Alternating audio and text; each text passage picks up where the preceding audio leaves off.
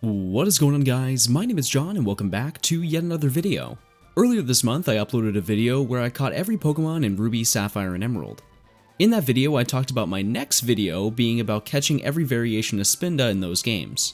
The response to that part of the video was enormous, so today we're going to find out how long it would take to catch every pattern of Spinda. So initially I made that as a joke because of how ridiculous of an idea that would be, but the amount of comments that I received wanting that video was so large that I couldn't pass up the opportunity. I said I'd do it in 24 hours, which is not possible for one person even if you play with 3 games. So, yeah, that's gonna do it for today's video. If you like the video, leave a like. In all seriousness, catching every pattern of Spinda is a pretty hard thing to explain as there are so many different things that we have to consider. So let's break it down piece by piece. For those who don't know, Spinda is a Pokemon that was introduced in the Generation 3 games Ruby, Sapphire, and Emerald. It's a klutzy normal type Pokemon that's very overlooked among the other 808 Pokemon that are currently in the Pokedex. While there are many Pokemon that have specific traits tied only to them, Spinda has without a doubt the most unique one.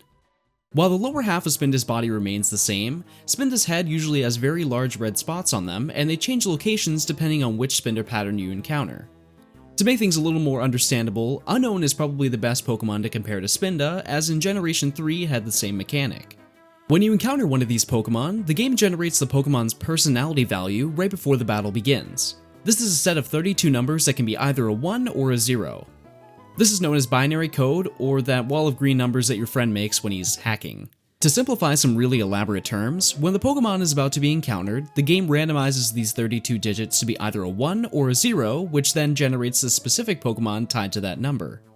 In this 32-bit integer, when encountering Unknown, the game is coded to only consider the last 2 bits of each byte. This means that literally everything else here doesn't influence what letter Unknown will appear as. Now that I've confused you, let's dig a little deeper. In total, there are 8 bits that are accounted for that determine what variation you'll find. If we use some math probability, we can find out how many permutations or how many different sets of 1s and 0s that we can make. With this formula, n over r, we can easily find out that the answer is 256. This shows that there are 256 different personality values that can be generated that influence what Unknown can appear when you encounter one.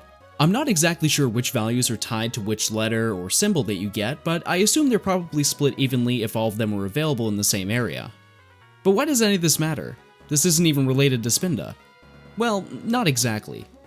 Like I said earlier, Spinda also uses the personality value to calculate where its spots are going to be placed. The catch though is, unlike Unknown, these patterns are generated by using the entire 32-bit integer rather than just the last 2 bits of each byte.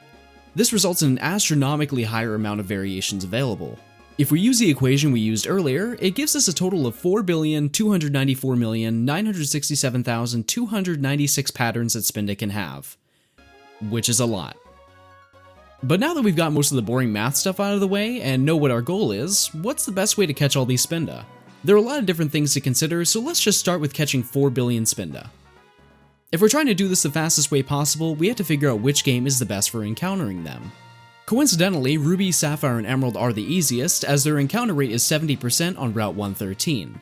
In the remakes for these games, you can do horde encounters on this route and you can see 5 of them at once 95% of the time, but that would take a long time to knock 4 Pokemon out before you can just catch 1 of them.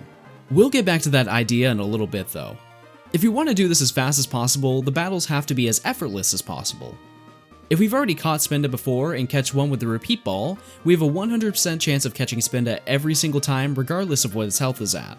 This means that the battles last 25 seconds if I mash the A button the entire battle. But now we have a couple issues that we have to figure out. How much would it cost to buy enough repeat balls to do this? Well, they're 1,000 Pokédollars a piece, which means that it would cost exactly $4,294,967,296,000 to catch them all, which is a little more than we're allowed to carry. Because money maxes out in these games at 6 digits, or 999,999, we'd have to max out our money over 429 million times in order to catch that many Spinda. If you manage to get that issue solved, the next big problem is storage. In Generation 3, there are 13 boxes in the PC on each save file that can store 30 Pokemon each. This gives us a total of 420 Spinda that can be caught on one save file, not including the 6 that you can have in your party. This means in order to just hold all of these Spinda, we need 10,226,113 save files. Considering that's basically 2/3 of the total game sales of Ruby and Sapphire, I don't think that would be possible even if I had the money to do something like that. After looking over the dimensions of a single cartridge, my office could hold only about 2.4 million copies if I stacked them all neatly to the ceiling, but I do have another solution. I made a video quite a while back about the GameCube storage game Pokemon Box. On one save file, you can store 1,500 Pokemon, which means we need only 2,863,312 GameCube memory cards to get the job done. While they still probably wouldn't all fit in my office, I'll just store the leftover ones I can't fit in my fridge or something. So now that we figured out the best way to get all the Spinda, how long would it take? Let's start with getting the money for repeat balls. So without a doubt, the best way to get money in Ruby, Sapphire, and Emerald is the most obvious option there is available, the Elite Four. There are a bunch of methods I've seen online, like battling the TV crew, rematching trainers and gym leaders, and even getting a bunch of pickup Pokemon to farm nuggets and rare candies, but all of those aren't frequent enough to make them reliable. While the TV crew can pay out a lot, they can be in a bunch of locations, which means that you have to spend quite a bit of time just hunting them down before you can actually battle them. I believe after 255 battles, they can't be rematched again, so eventually we'd be forced to take on the Elite Four anyways. Rematching trainers and gyms is also pretty difficult because they don't always accept your challenge requests, but I would say this is probably the second best option out of them all. Using pickup isn't terrible for Ruby and Sapphire, but you'd be running through hundreds of battles before you get the same amount of money in one run through of the Elite Four. How I see it is that the Elite Four is easy to do and easy to finish, so I think that this is the best option. In previous videos I've done, it takes about 15 minutes to get through the Elite Four with the strongest team I can put together, and with the Amulet coin we can earn a maximum of 64,800 Pokédollars for every run-through of the 4 leaders and the champion. Because our money caps at 1 million, we're forced to buy repeat balls before we can get more money. This means we would have to beat the Elite Four 15 times to max out our wallet each time. This section would roughly take a little under 4 hours of constant grinding to get that much. So in total, to get $4.3 trillion in game, it would take 17,179,870 hours, or almost 2,000 years to do, not including buying repeat balls in between. Sounds simple enough. But we haven't even caught any Spinda.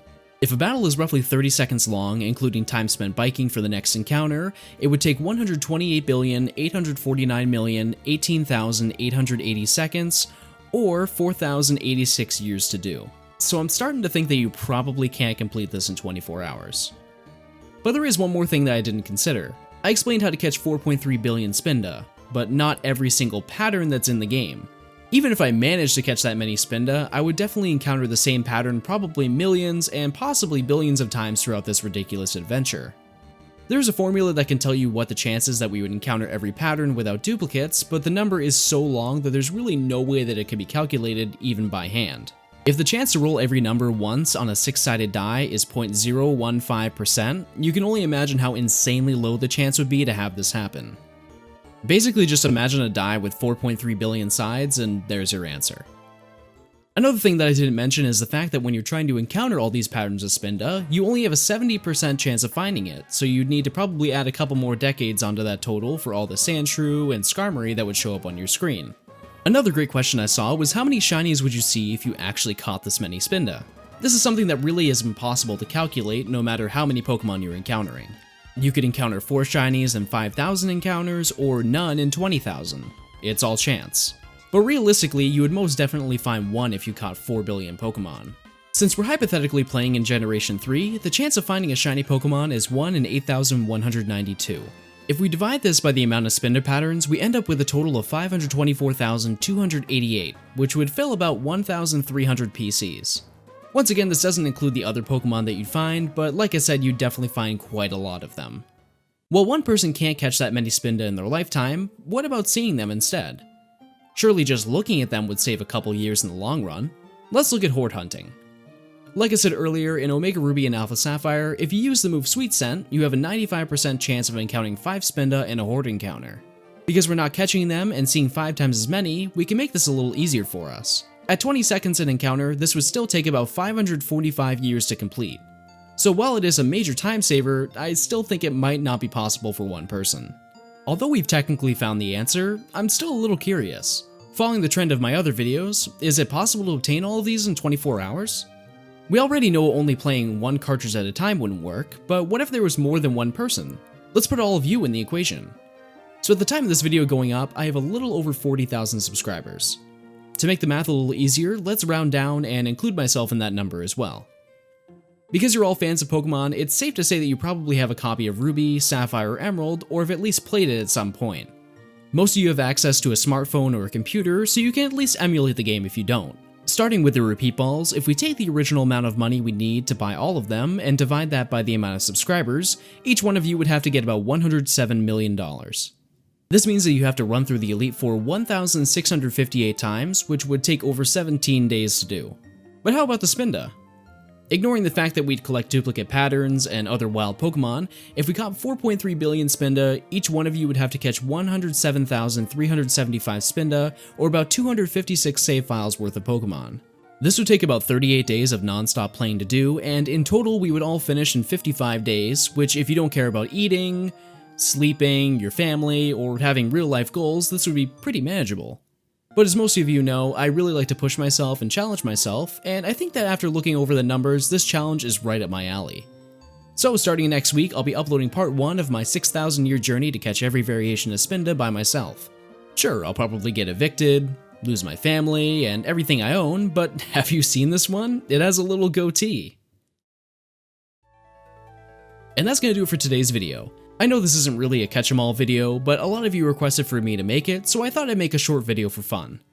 If you like the video, leave a like as we be making more videos soon.